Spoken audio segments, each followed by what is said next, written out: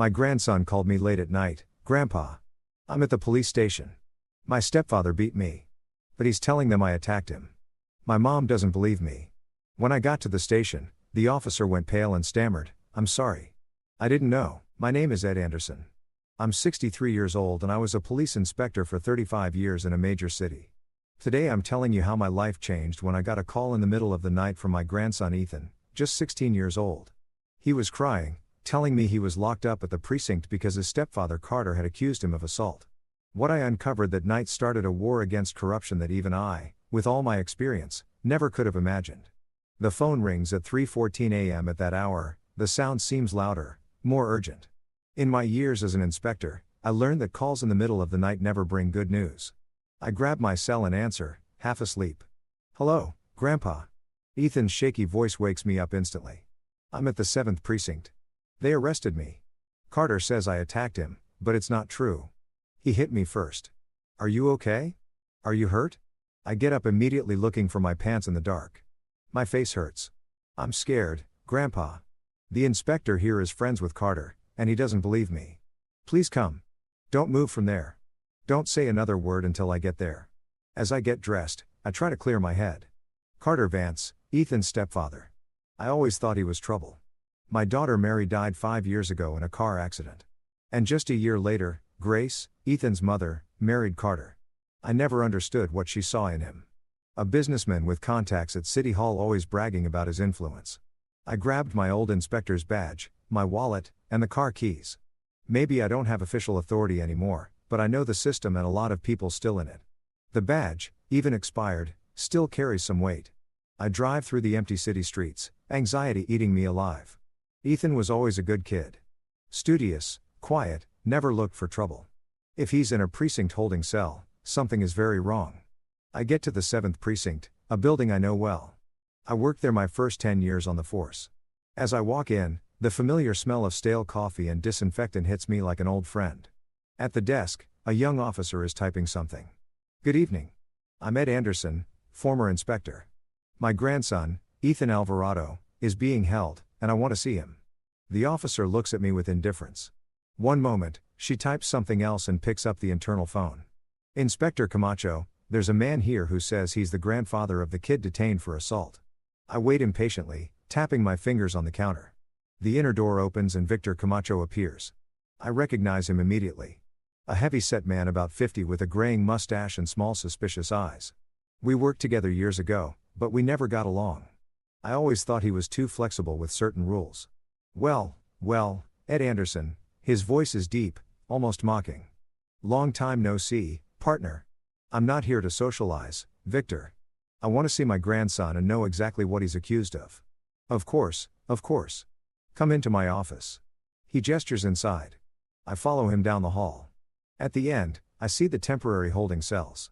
In one of them, I spot Ethan sitting on a bench, head down. I try to walk over, but Camacho stops me. "Let's you and I talk first, Ed. Things are complicated." In his office, Camacho sits behind his desk, and I take the chair opposite him. There's a framed photo on his desk. Camacho with other men on what looks like a hunting trip. I recognize Carter Vance among them, smiling, holding a rifle. That confirms my suspicions. They're friends. "Your grandson assaulted his stepfather tonight. Busted his lip, almost broke his nose. Carter is at the hospital getting checked out." Camacho speaks with practiced confidence. "We have a video from the house security camera that shows the whole thing. The kid lost his temper. I want to see that video." "Sure." He turns his monitor toward me and plays a file. On the screen, I see what looks like a living room. Carter walks into the frame, seemingly talking. Ethan appears, visibly upset. Suddenly, the image shows my grandson pushing Carter, who falls backward. The recording ends right there. That's it. Where's the rest of the video? This doesn't show anything conclusive. It's what we have, Ed. Carter is pressing charges for assault. The kid has a history of violent behavior at school. That's a lie. Ethan has never had disciplinary problems. I have reports that say otherwise. I stand up feeling the anger start to boil. I want to talk to my grandson right now. 5 minutes. Camacho concises. He leads me to the cell where Ethan is. When he sees me, my grandson stands up. He has a black eye, a cut on his eyebrow, and a swollen lip. Seeing him like this brings a mix of pain and fury. Grandpa. His voice breaks. It's okay, Ethan. I'm going to get you out of here. Camacho opens the cell and lets me in. I hug my grandson, feeling him tremble. What really happened? I ask in a low voice. Carter came home drunk like always. He started yelling that I stole money from his wallet. When I told him it wasn't true, he punched me. Tears run down his cheeks. I defended myself. I just pushed him to get him away from me, but he hit the table. Then he called the police saying I attacked him. Where was your mom? She's out of town for work in Dallas. She gets back tomorrow. Ethan lowers his voice even more. It's not the first time Carter has hit me, Grandpa, but he always threatens me. Says nobody will believe me if I talk. I glance at Camacho, who's waiting impatiently at the door. I'm going to get you out of here. I promise. I tell Ethan, squeezing his shoulder. You are not spending one more night in this cell. I walk out and confront Camacho. My grandson has marks all over his face. Why isn't Carter detained, too? Why isn't it in your report that he assaulted the boy? Mr. Vance says the kid got those injuries while resisting the officers during the arrest. That's absurd and you know it. I demand a doctor examine Ethan right now and document his injuries. It's pretty late for that, Ed. It's never too late to do things right, Victor. Either you call a doctor or I call the DA on duty to report irregularities in your procedure. Camacho stares at me weighing my threat. Finally, he sighs. Fine. I'll call the on-duty medical examiner, but it won't change anything, Ed. The kid is spending the night here, and tomorrow he'll see the judge. We'll see about that. As Camacho walks away to make the call, I pull out my cell and dial a number I haven't used in a long time. After 3 rings, a female voice answers. Lieutenant Roberts, who is this? It's Ed Anderson, former inspector, 7th Precinct. I need your help urgently. Lieutenant April Roberts is one of the few people on the force I always trusted. Young, smart, and most importantly, incorruptible. I explain the situation quickly. I'm on duty tonight, she says. I can swing by in 20 minutes to verify the procedure. I appreciate it, April. While I wait, I watch the movement in the precinct. A couple of officers look at me curiously. They probably know who I am. In my day, I had a reputation for being inflexible, for not taking deals or favors. It earned me respect from some and enemies from many. The main door opens and Carter Vance walks in. He's got a bandage on his nose and his bottom lip is swollen. Our eyes meet and he stops, surprised to see me there. Then he smirks and heads straight for Camacho's office. Minutes later, Lieutenant Roberts arrives. In her mid-30s, she has the steady gaze of someone who knows her job and tolerates no obstacles. She greets me with a firm handshake. Inspector Anderson, it's been a while. I'm not an inspector anymore, Lieutenant. You'll always be one to me, sir. You taught me half of what I know. Camacho comes out of his office, followed by Carter. Seeing April, he visibly tenses. Lieutenant Roberts, what brings you here at this hour? Routine procedure check. Inspector Camacho, I was informed of a domestic assault arrest and I want to verify everything is in order. Carter steps in, extending his hand. Carter Vance, sir, I'm the victim in this case. April ignores his hand. Lieutenant Roberts, I need to review the case file and see the detainee. I already called a doctor to examine the boy, Camacho says. Excellent. I'll be present for that exam. Now, the file. Camacho leads her to his office. Carter stays with me in the hallway, a smug smile on his face that turns my stomach. It's a shame we have to meet under these circumstances, Mr. Anderson, he says with false courtesy. Ethan always speaks so highly of you. Cut the hypocrisy, Vance. I know exactly what you did. His smile vanishes. Be careful what you imply. I have the video that proves who assaulted whom. A conveniently edited video. What happened before the part Camacho showed me? Nothing relevant. He steps closer, lowering his voice. Look, Mr. Anderson, I understand you want to defend your grandson, but the kid has problems. He needs discipline. A firm hand. The firm hand that gave him a black eye and split his eyebrow. I suppose he got that resisting arrest. Ask any of the officers who brought him in. Or maybe you did it and then you called your friend Camacho to cook up a story. Carter's face hardens. Be careful, old man. Your time is over. Things work differently now. You'd be surprised how well I know how things work now, Vance, and what I'm capable of doing for my grandson. We're interrupted by the arrival of the medical examiner, a young man who looks fresh out of school. Camacho and April come out of the office. Dr. Mendoza. Camacho greets him. Thanks for coming so quickly. The detainee is this way. April gestures for the doctor to follow her toward the cells. Carter tries to follow, but April stops him. Authorized personnel only. Mr. Vance. I'm the complaining party. I have a right to be present. Not during the medical exam, she says firmly. Wait here. Carter shoots me a furious look, as if I'm to blame for this delay in his plans. He sits in one of the waiting room chairs, drumming his fingers nervously. April signals for me to follow her. We enter the cell where the doctor is already examining Ethan. He takes photos of the injuries, measures them, and documents everything on an official form. Can you tell me how you got these injuries? The doctor asks. Ethan looks at me seeking approval. I nod slightly. My stepfather hit me. First a punch here. He points to his eye. And then he shoved me against the wall. I hit my head and cut my eyebrow on a shelf. When did this happen? Tonight. A little after 11. The doctor jots it all down and continues his exam. When he's finished, he turns to April. The injuries are consistent with his story. The periorbital hematoma, the black eye, has the coloring of a blow from about 4 to 5 hours ago. The cut on the eyebrow is characteristic of an impact wound against an object with an edge, not a direct punch. April nods. Thank you, doctor. I need your report as soon as possible. You'll have it in an hour, max. When the doctor leaves, April looks at me. This contradicts the initial report. Inspector, of course, it does. Camacho is covering for Carter. I also reviewed the video, she says in a low voice. Something's off. The metadata shows it was edited 2 hours ago. The original recording must be longer. Can you get it? I need a warrant to access the home surveillance system. And for that, I need proof of evidence tampering. Ethan speaks up. The neighbor, Mrs. Clean, she has cameras pointed at our driveway. She's always recording. Says people steal her flower pots. April looks at me with a spark of hope. Do you know the exact address? 247 Jacaranda Drive. In the Valley neighborhood, Ethan replies. I'm heading there right now, April says. If that footage shows something different, we can turn this whole thing around. I'll stay with him, I say, pointing to Ethan. I won't leave him alone, Grandpa. She promises, using the personal term. This stinks of corruption, and you know that's what infuriates me the most. When April leaves, I sit next to Ethan on the cell bench. He's exhausted, scared, but I see a spark of strength in his eyes that I've always admired. Does Mom know about this? He asks. Not yet. I was hoping to solve this before worrying her. She's going to take Carter's side. She always does. Your mother loves you, Ethan. But sometimes love makes us blind.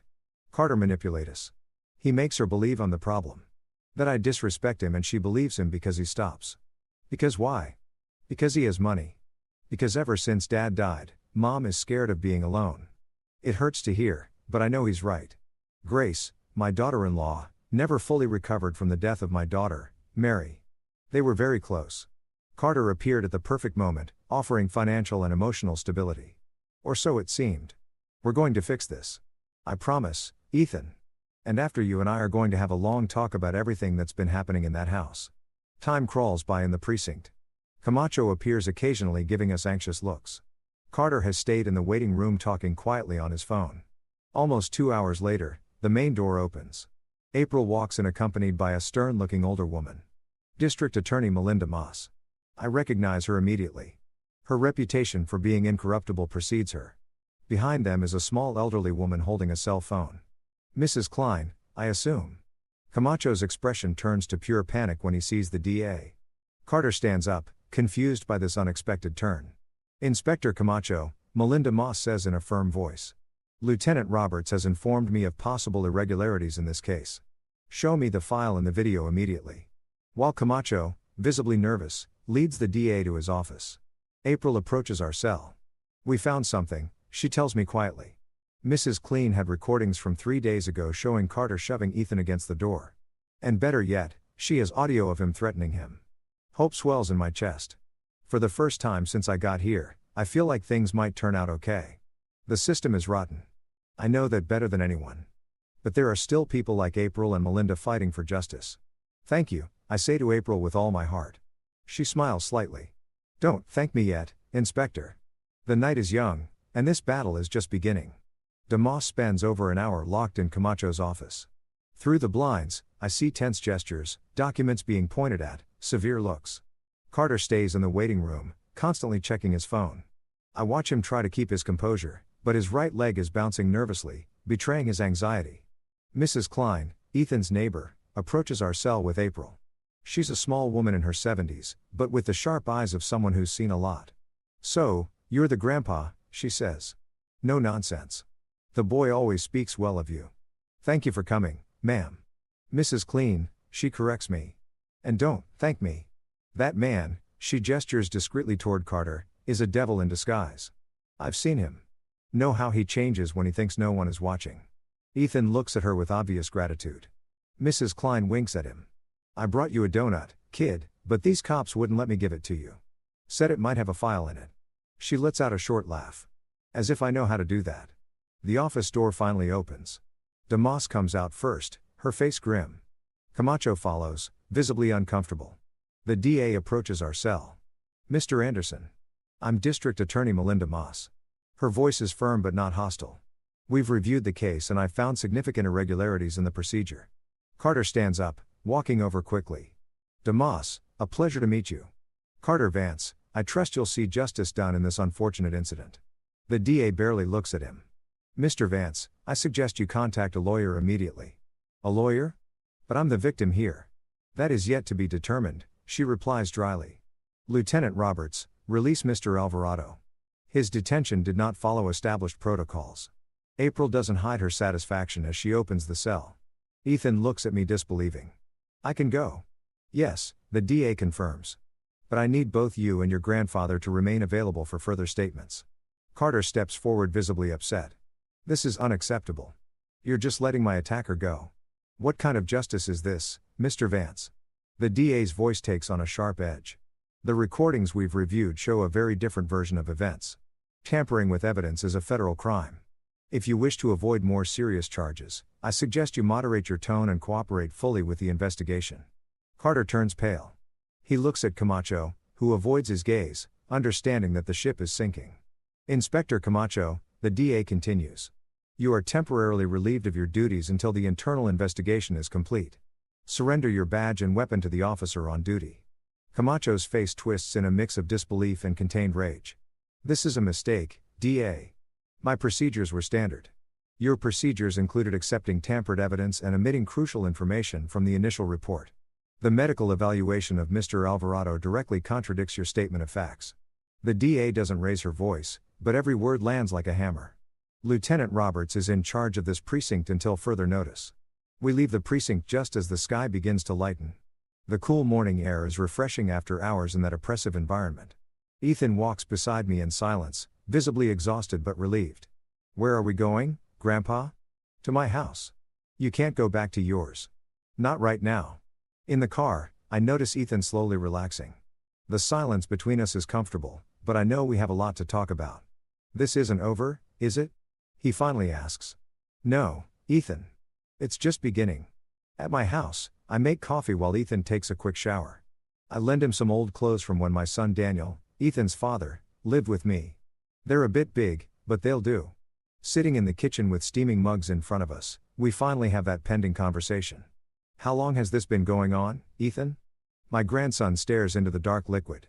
"Soon after he married Mom. At first, it was just yelling, small humiliations.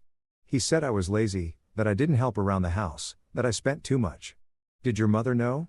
It always happened when she wasn't there. And when I told her, Carter denied everything. He said I was exaggerating or just making things up to separate them." Ethan swallows hard. "After a while, Mom stopped believing me." "When did it turn from words to fists?"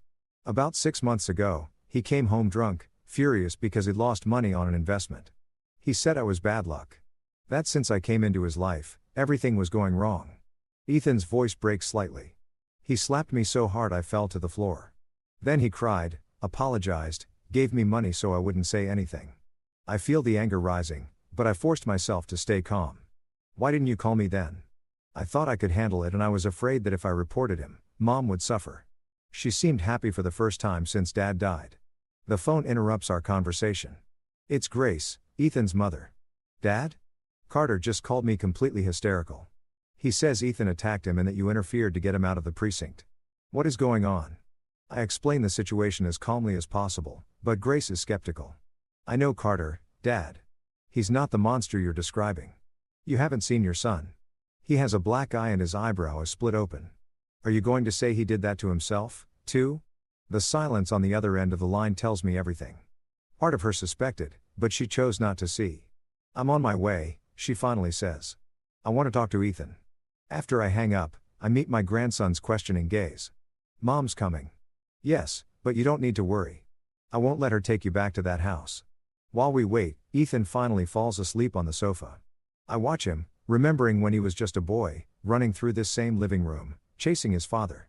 Daniel, my son, died when Ethan was just 8.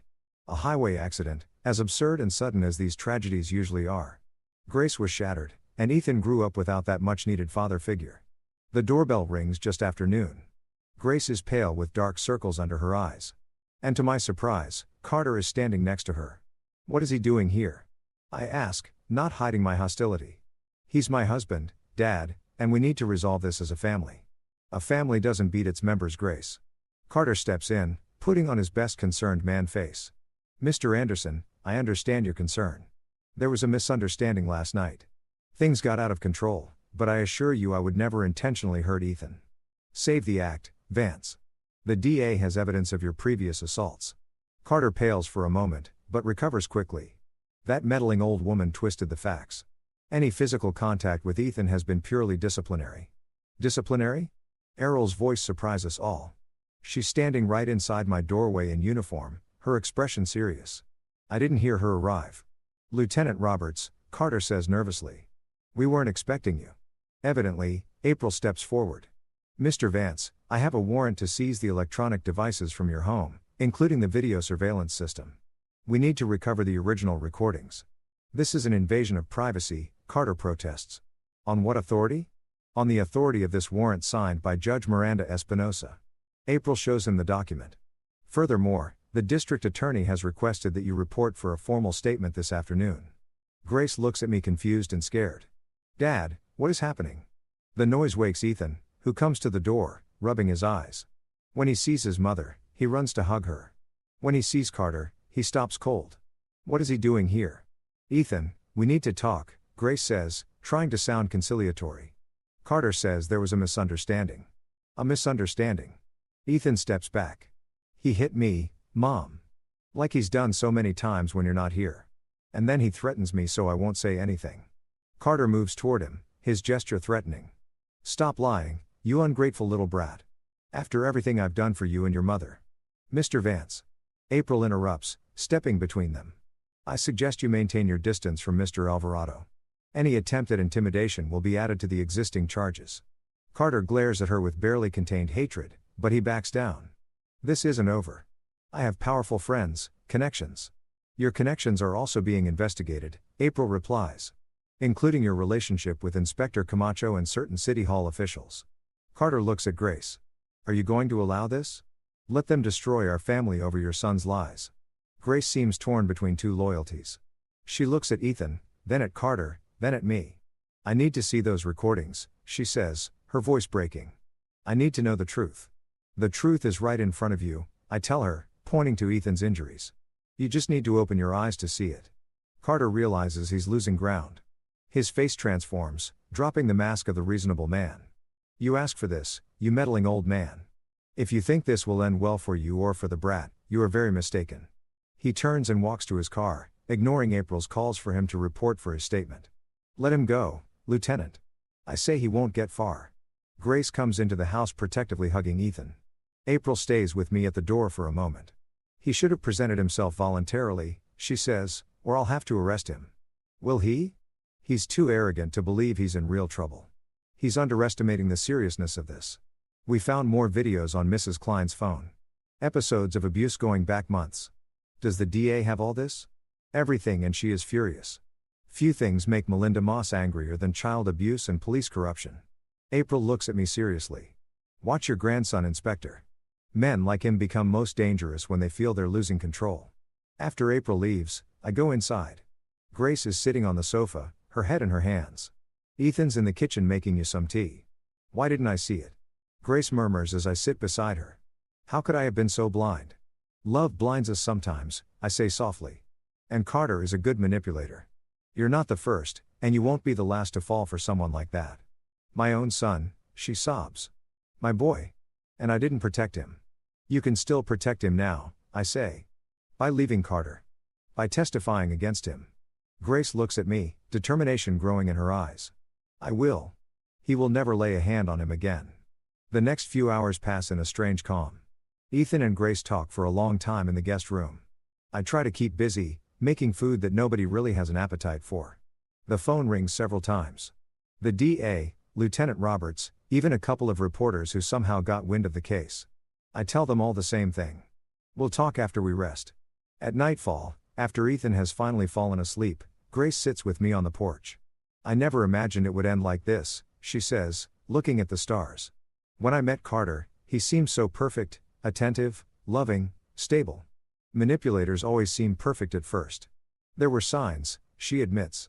Controlling comments, unexplainable jealousy, little lies, but I convinced myself they were unimportant. What will you do now? Divorce him, obviously. Testify against him. Try to repair my relationship with Ethan. She sighed deeply. It will be a long process. I'll be here to support you both, I assure her. My phone vibrates. A text from April. Carter never showed up for his statement. We've issued a warrant for his arrest. A chill runs down my spine. A man like Carter, cornered, is dangerous. What's wrong? Grace asks, noticing my expression. Nothing important, I lie, not wanting to worry her more. You should get some rest.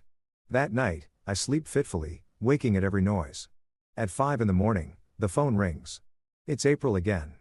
We found Carter's car abandoned near the airport, but there's no record of him getting on a flight, she informs me. We think he might be using fake documents or someone is helping him hide. Have you checked his bank accounts? They've been frozen since last night. And we have surveillance on all his known properties. Watch Camacho, too. If anyone knows where Carter is hiding, it's him. Camacho is under constant surveillance. I hang up and stare out the window. The dawn light begins to illuminate the empty street. Everything seems quiet, but I can't shake the feeling that this calm is just the prelude to something worse. 2 days pass with no news of Carter. Ethan starts to relax, even smiling occasionally. Grace files for divorce and files a formal complaint for domestic violence. DeMoss informs me that the investigation has widened. Apparently, Carter is involved in shady deals with several municipal officials, including bribery and influence peddling. On the morning of the third day, Grace decides to go back to her house briefly to pick up some belongings. I insist on going with her, but she refuses. The police have had the house under surveillance all night, she says. Carter isn't there. Besides, I'll go with an officer. I'll be fine. Something inside me says it's a bad idea, but I don't want to seem overprotective. Grace already feels guilty enough. Call me when you get there, and before you leave, I tell her. I promise. Ethan and I stay home playing chess to distract ourselves. He's good at the game, calculating and patient. He reminds me of his father. The phone rings and I answer, expecting to hear Grace. Instead, it's Carter. Listen to me carefully, old man. His voice is agitated, frantic. Your daughter-in-law is with me. If you want to see her again, bring Ethan to the abandoned warehouse at 54 Industrial Avenue, 1 hour. Just you two. If I see a single cop, Grace will pay. Carter, don't be a fool. 1 hour, he shouts and hangs up. I look at Ethan, who has grasped the gravity of the situation from my expression. I can't tell him the truth, but I can't lie either. What's wrong, Grandpa? Is it Mom? Your mother is fine, I say, trying to sound convincing.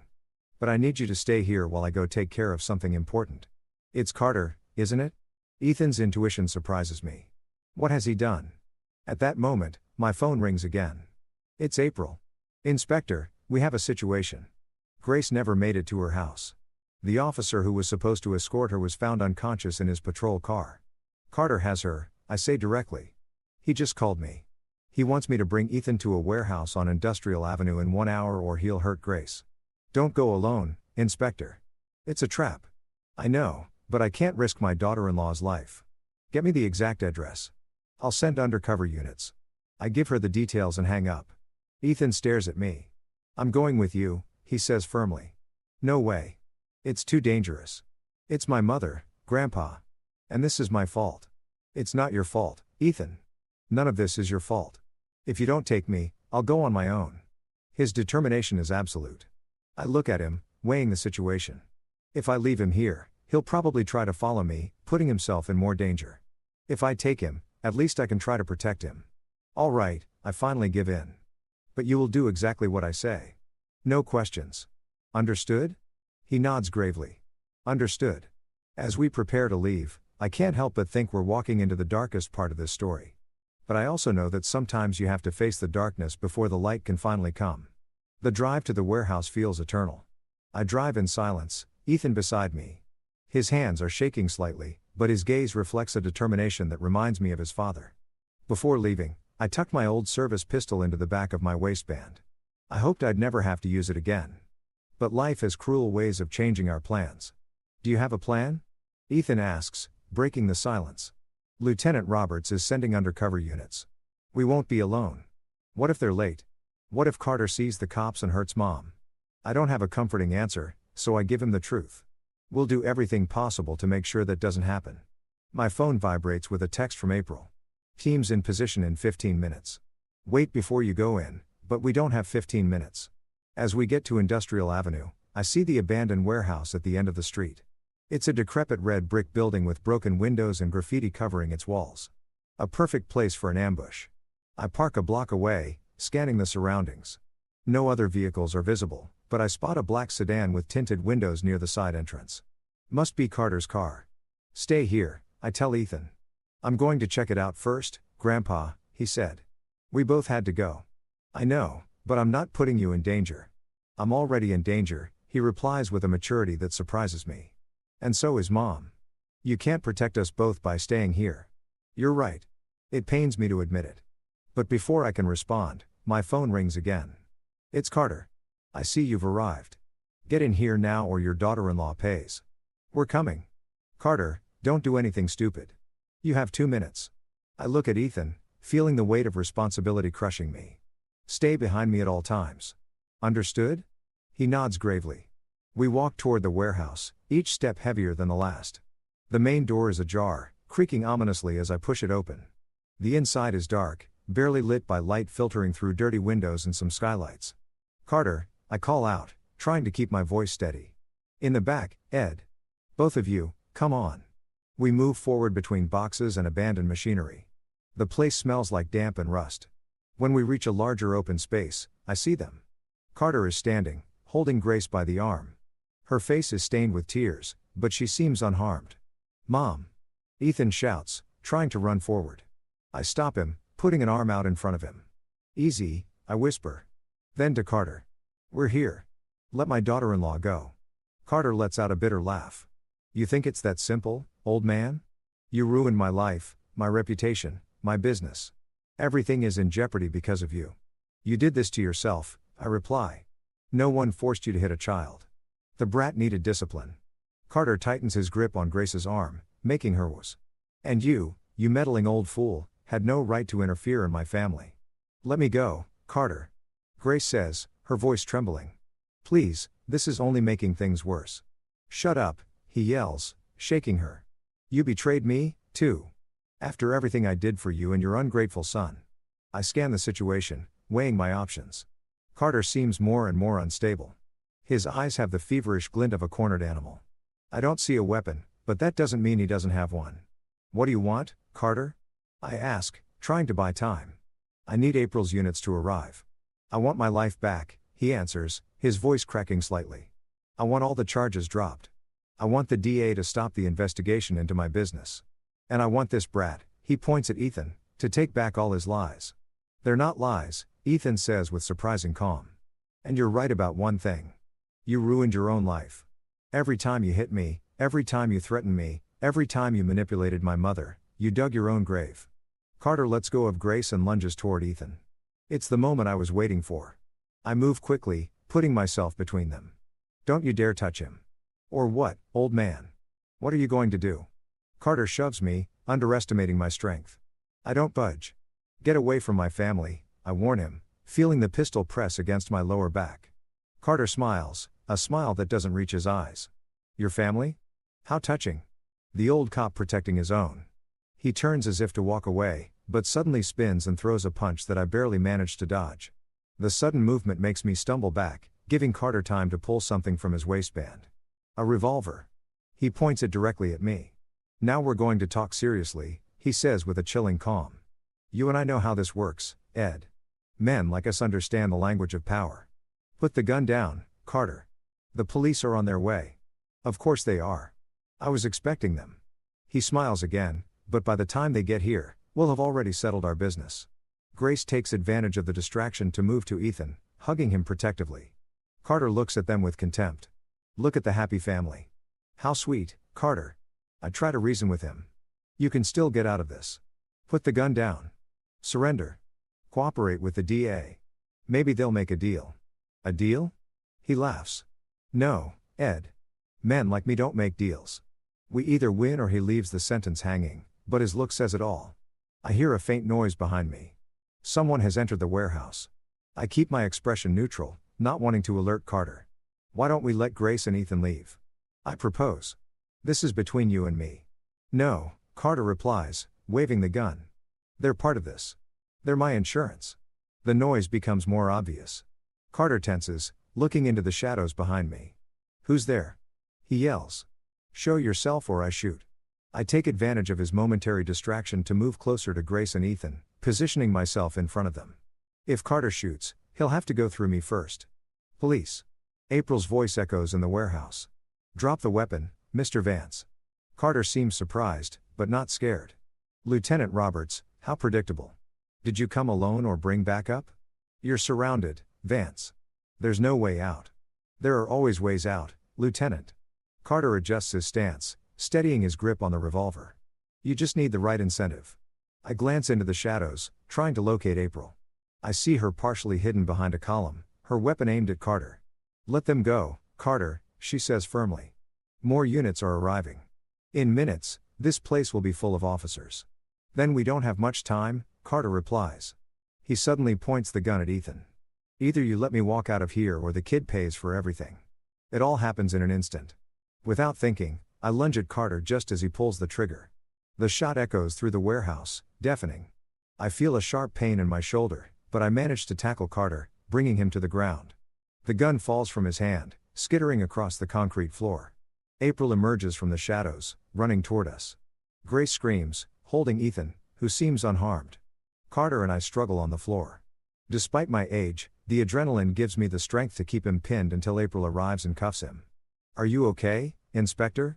April asks, noticing the blood on my shirt. It's just a scratch, I lie, feeling the pain intensify. Take care of him. More officers flood into the warehouse, securing the place. One of them comes to me with a first aid kit while Carter is pulled to his feet and led away screaming threats and insults. This isn't over, he yells. I have powerful friends. I'll get revenge on all of you. Grace and Ethan rush over, worried about my wound. Grandpa, you're bleeding a lot, Ethan says, his eyes full of tears. I've had worse, I try to reassure him, though the pain is considerable. An ambulance is on the way, April informs me. Hang on, Inspector. As the paramedic puts pressure on the wound, I look at my family. Despite the terror they just went through, I see relief on their faces. Carter can't hurt them anymore. In the ambulance, with Grace and Ethan by my side, I feel a strange sense of peace. The wound hurts, but it's a reminder that I'm alive, that we all survived this nightmare. Thank you, Dad, Grace whispers, squeezing my hand. For saving us. I always will, I reply, feeling the sedative they gave me start to kick in. I'll always be there for you. The days in the hospital pass slowly. The bullet grazed the bone in my shoulder, but did no serious damage. The doctors say I'll have full mobility after a few weeks of therapy. April visits me regularly, keeping me updated on the case. Carter is facing multiple charges: kidnapping, aggravated assault, child abuse, attempted homicide, obstruction of justice. The list is long. Camacho has also been formally charged with cover-up and evidence tampering. DA Moss has widened the investigation, uncovering a corruption network involving several city officials. One afternoon, while Ethan is helping me with the hospital food, I notice he's unusually thoughtful. What's on your mind, son? I was thinking about everything that happened, about how one man can cause so much harm. Some men confuse power with the right to abuse others, I tell him. It's a hard lesson, but an important one. I think I want to study law, he says suddenly. I want to help people like us, people facing injustice. I smile, feeling an immense sense of pride. You'll be an excellent lawyer, Ethan. It's all thanks to you, Grandpa. His eyes get misty. If I hadn't had the courage to call you that night. But you did, I interrupt. And that shows the kind of man you are. The door opens and Damas walks in. It's the first time I've seen her since that night at the precinct. She looks tired but satisfied. Inspector Anderson, I'm glad to see you recovering, Damas. What a surprise. I came to inform you personally. The judge has denied bail for Carter Vance. He will remain in custody until the trial. And Camacho, I ask, also in custody. He's cooperating. Providing information on the entire corruption network. The DA looks at Ethan. Your testimony will be crucial, young man. Do you think you can do it? Ethan nods firmly. I'm ready. Good. Because what you've been through, unfortunately, is not an isolated case. The DA sits on the edge of my bed. We're implementing a new protocol in the Justice Department precisely to prevent the manipulation of digital evidence in domestic violence cases. A new protocol? I ask, intrigued. Yes. She actually smiles slightly. We're calling it the Anderson Protocol in honor of you and your grandson. The news leaves me speechless. Ethan looks at me with shining eyes. Did you hear that, Grandpa? Your name is going to be part of the justice system. Our name?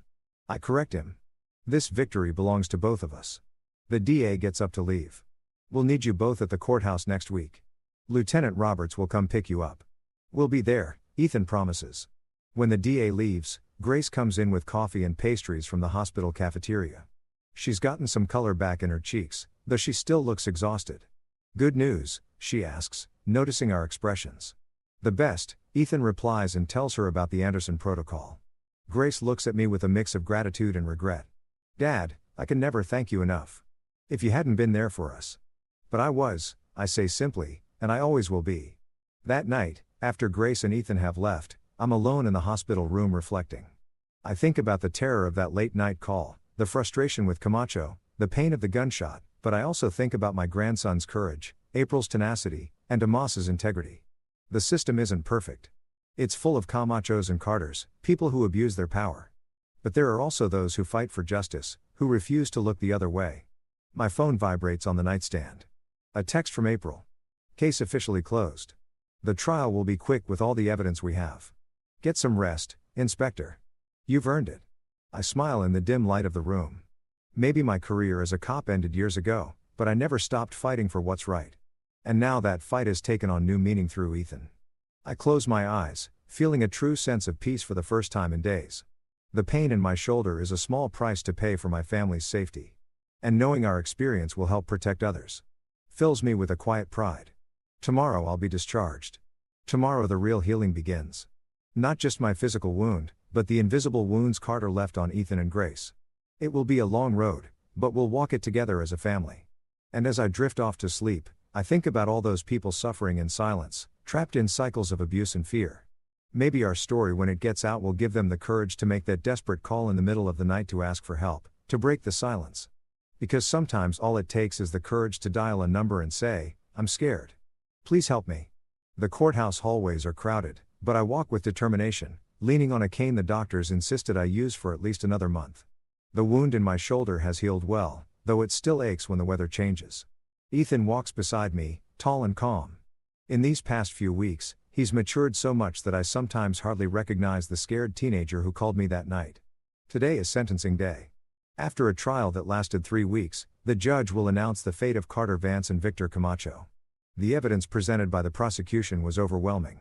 The recovered videos, Mrs. Klein's recordings, Ethan's brave testimony, and the medical reports documenting the pattern of abuse. Nervous, I ask my grandson as we wait outside the courtroom. A little, he admits. Do you think he'll really pay for what he did? Damas did an exceptional job. And your testimony was flawless, Ethan. Firm, clear, without contradictions. Grace joins us wearing a formal suit. She's changed in these weeks, slowly getting back the strength she lost during her marriage to Carter. The divorce is moving forward, and she's started therapy to work through the guilt that still haunts her. The courtroom is packed, she informs us. There are several reporters, this case has gotten a lot of attention. It's true. What started as a domestic violence case turned into a wider investigation of municipal corruption. Several officials have already been indicted. The courtroom doors open and we go in. We sit in the front row behind the prosecution's table. April Roberts is already there reviewing documents. She nods at us. On the other side, Carter and Camacho's lawyers are talking quietly. Their clients haven't been brought in yet. All rise, the bailiff announces as Judge Reynolds enters. He's a man in his 60 seconds known for his fairness. You may be seated. Bring in the accused. Carter and Camacho are escorted in by guards, both wearing orange prison jumpsuits. Carter seems to have lost weight, and his usual arrogance is gone, replaced by a sullen expression. He looks at us briefly, and I think I see a flash of hatred in his eyes before he looks away. The judge adjusts his glasses and reviews the documents. After considering all the evidence presented and the jury's deliberations, this court is ready to pass sentence. The room is dead silent. I feel Ethan's hand tense up in mine. In the case of the state versus Carter Vance, the jury has found you guilty on all counts. Aggravated domestic violence, child abuse, obstruction of justice, kidnapping, and attempted homicide. The judge looks directly at Carter. This court sentences you to 22 years in prison with no possibility of parole for at least 15 years. A murmur goes through the room. Carter remains impassive as if he expected this. As for the accused Victor Camacho, the judge continues, having been found guilty of abuse of authority, cover-up, evidence tampering, and obstruction of justice. You are sentenced to 12 years in prison with possibility of review after 8 considering your cooperation with the DA's broader investigation. Camacho hangs his head visibly shaken. Furthermore, the judge adds, this court orders both defendants to pay restitution to the victims, the amount to be determined in a subsequent civil hearing. The gavel comes down, sealing their fate. Ethan exhales slowly. Grace sobs quietly beside me. Session adjourned, the judge declares. As the guards lead Carter and Camacho away, Damas comes over. Justice served, she says with professional satisfaction. The judge was as firm as we'd hoped. Thank you for everything, I say sincerely. Don't thank me. Thank your grandson, she looks at Ethan with admiration. His testimony was crucial, especially when he described the systematic pattern of abuse. Many teenagers wouldn't have had that clarity or courage. Ethan smiles shyly. I just told the truth. Sometimes that's the hardest thing to do. The DA checks her watch. I have to go. We have a press conference in 20 minutes about the case and the new protocol. Would you like to join me? I look at Ethan and Grace. I think we need a moment in private, Grace answers. It's been an intense morning. Of course, Lieutenant Roberts has all your information for the official Anderson Protocol presentation ceremony next week. When the DA leaves, we stay in the nearly empty courtroom for a few more minutes. How do you feel? I asked Ethan. Relieved, I think, but also strange. Part of me hoped he would apologize, show some kind of remorse. Men like Carter rarely admit their mistakes, I tell him. They always blame others. Do you think he'll change in prison? I don't know, son. But what's important is that he can't hurt you anymore. We leave the courthouse through a side door, avoiding the reporters. The day is bright and warm. Let's get something to eat. Grace suggests we need to celebrate this. At the restaurant, I look at my family. There's a lightness to them. I haven't seen in a long time. The shadows haven't disappeared, but they're less dense. Have you decided which university you're applying to? I ask Ethan. I'm looking at the State University, he replies. They have an excellent law program, and DA Moss said she could recommend me for a special mentorship program. That's a great opportunity, Grace says with pride. And I just got a new job. I start next month as a supervisor at my company. Everything is looking up, I say, raising my glass. To new beginnings. We toast, and for a moment, the past seems like a distant country we've managed to escape from. The following weeks settle into a new routine. My shoulder improves enough to ditch the cane. Ethan prepares his university applications with renewed enthusiasm. Grace spends more time at my house than in her own new apartment. One afternoon, I get a call from April. Inspector, we have a date for the official Anderson Protocol presentation. This Friday, 11 a.m. at the main auditorium. The DA would like you and Ethan to say a few words just to share your experience. When I tell Ethan, I see the excitement in his eyes. It's a chance to help other people who are going through the same thing. The day of the presentation, the auditorium is full. Police officers, DAs, judges. Damas explains the new protocol, a set of procedures to guarantee the integrity of digital evidence in domestic violence and child abuse cases. It includes metadata verification, a reinforced chain of custody, and independent forensic analysis. This protocol was born from a case that revealed serious flaws in our system. When it's my turn, I stand up. For 35 years, I served as a police inspector. I begin. I thought I knew the system, its strengths and weaknesses. But it was only when my own grandson was trapped in that system that I truly understood how vulnerable victims of domestic abuse really are. I briefly tell our story, highlighting the crucial support from people like April Roberts and Melinda Moss. When Ethan takes the microphone, his voice is clear and firm. He speaks directly to the young people present, describing the subtle signs of abuse he ignored, the psychological manipulation, the fear. If you are going through something similar, know that you are not alone, he says. There are people who will believe you. You just need to take that first step. Make that call like I did. His words are met with a deafening applause. Months pass. Ethan is accepted to the state university. Grace finalizes her divorce. I return to my old hobbies. One afternoon, almost a year after that night, I receive an official envelope. Carter's appeal has been denied. I don't mention it to Ethan or Grace. There's no reason to disturb the peace they've worked so hard to find. The next morning, Ethan comes over for breakfast. He's on break and now volunteers as a mentor for other young survivors. I have something to show you, he says, pulling a paper from his bag. It's an acceptance letter for a summer law program. This is impressive, Ethan. Deos recommended me. She says I have potential for the domestic violence prosecution unit. The path he chose isn't easy. But there's a strength in him, a resilience born from his own pain. You know what's strange, Grandpa? He says, sometimes I think about Carter, and I don't feel fear or hatred anymore. Just pity. That's part of healing. I tell him, do you still hate him? I consider it. Let's just say I don't waste my energy on him. I prefer to focus it on you, on our family, on the good things that came from this. And it's true. The Anderson Protocol is being adopted in other states. Ethan has found his calling. Grace has reclaimed her life. That weekend, we have a small celebration at my house. Grace brings food. Ethan brings friends from his support group. Mrs. Klein even comes bringing donuts. As I watch this new expanded family, April comes up to me. Did you know 3 other states are adopting the protocol? She says they're considering it at the national level. And I made captain. Congratulations, Captain. Well deserved. Thanks, Inspector. I owe part of it to you and Ethan. As the party continues, I step onto the porch. The sky is turning orange. I think about the contrasts. While we celebrate, Carter serves his sentence. While Ethan builds a future, Camacho's career is destroyed. I don't feel satisfaction, just the certainty that justice, though imperfect and slow, finally arrived. Ethan comes out to find me. Everything okay, Grandpa? You're missing dessert. Just thinking, I say, putting my arm around his shoulders. About how proud I am of you, of the man you've become. Thanks to you, he replies, resting his head on my good shoulder. If I hadn't made that call, but you did, and that changed everything. We go back inside together. Grace greets us with a smile, a lightness in her face that reminds me of the young woman I knew before life hit her so hard. As we eat dessert, I think about all those phones ringing in the dead of night, about the trembling voices asking for help. The story that began with a desperate call didn't end with a fairy tale. Real life rarely offers those. But it gave us something just as valuable. The chance to turn pain into purpose, fear into determination, and a traumatic experience into a legacy that will protect many others. And maybe in the end, that's the most important victory of all.